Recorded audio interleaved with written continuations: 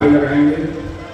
भारत माता की बहुत बहुत धन्यवाद। भारतीय जनता पार्टी के प्रदेश अध्यक्ष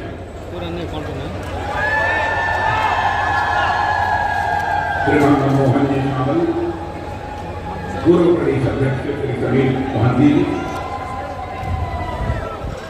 संसद में उड़ीसा की आवाज को बुलंद करने वाले भुवनेश्वर की सांसद श्रीमती अपराजिता करेंगे। विधायक श्री प्रदीप अधिकारी, विधायक श्री नारायण, वरिष्ठ नेता श्री बची पात्रा जी, वरिष्ठ नेता सुश्री अनीता दर्शनी, पार्टी महासचिव श्री शारदा सरपति, डॉक्टर लेखक श्री पार्टी प्रवक्ता और इस पंडाल में मौजूद मेरे सभी बहादुर कार्यकर्ता बहनों एवं भाइयों, मैं अद्भुत उत्साह अपने कार्यकर्ताओं के अंदर देख रहा हूँ। उड़ीसा में इसके पहले भी मैं कई सार्वजनिक सभाओं को संबोधित कर चुका हूँ, लेकिन जो आज मैं उमंग और उत्साह अपने कार्यकर्ताओं में देख रहा हूँ, पहले कभी नहीं देख रहा।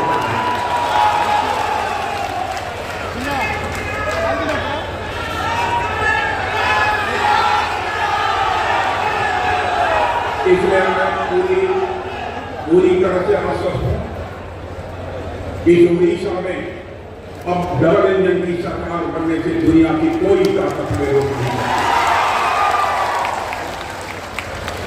कार्यकर्ता बहनों भाइयों, आप सभी अच्छी तरह जानते हैं कि मोदी जी के नेतृत्व में एक नई सोच के साथ नए भारत का निर्माण होते हुए हम अपनी प्रत्यक्ष आंखों से देख रहे हैं।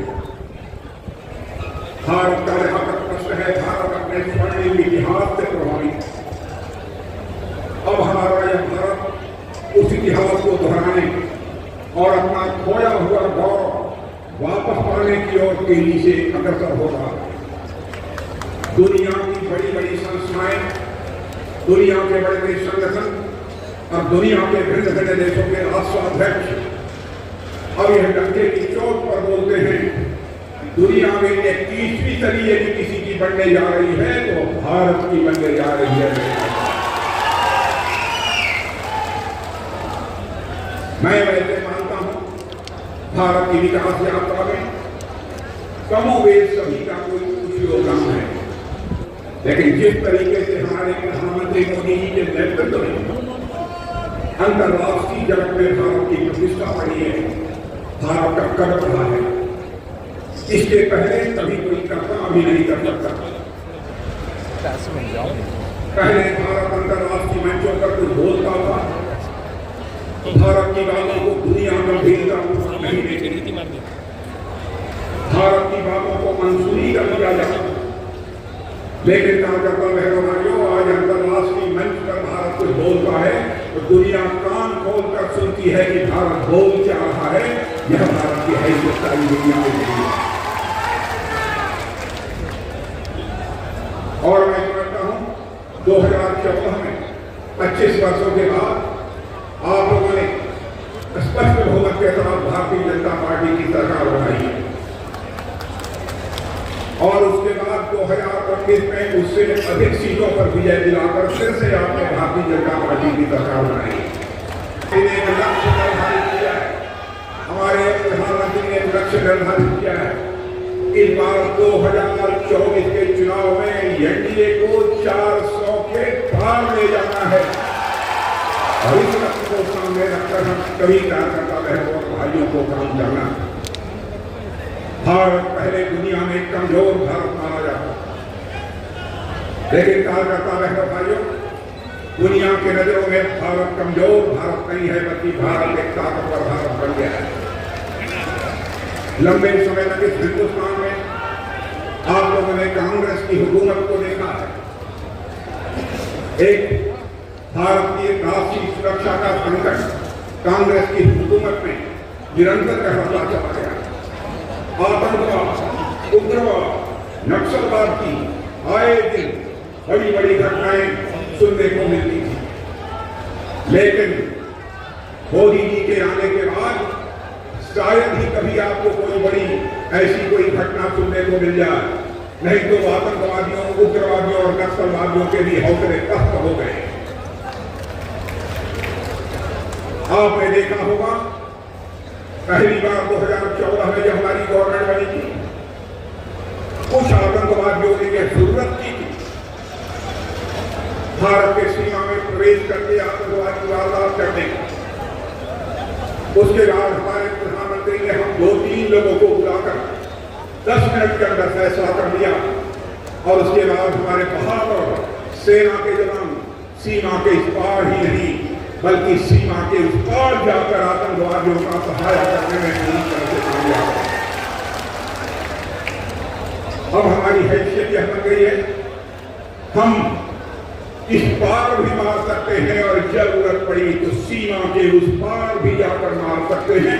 यह भारत की हैसियत है। वैसे भारत विश्व बंधुत्व का संदेश देने वाला है।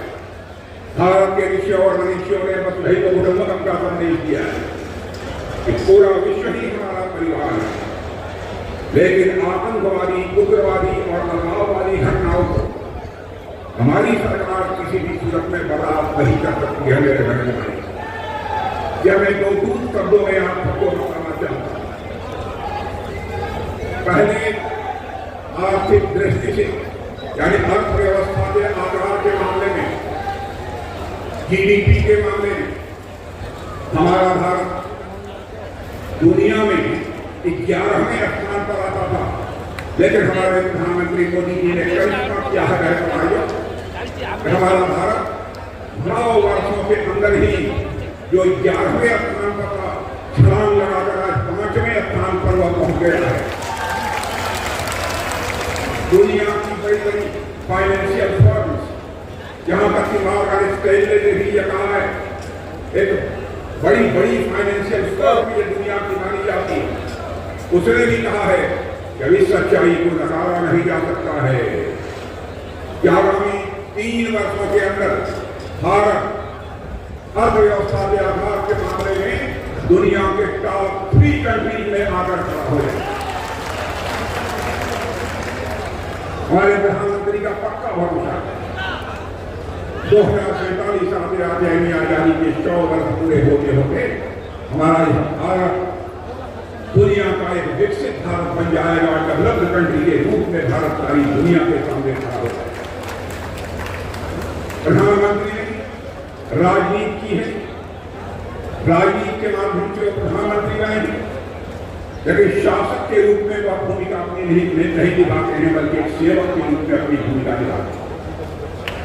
क्या कभी आपने सोचा है कि कोई प्रधानमंत्री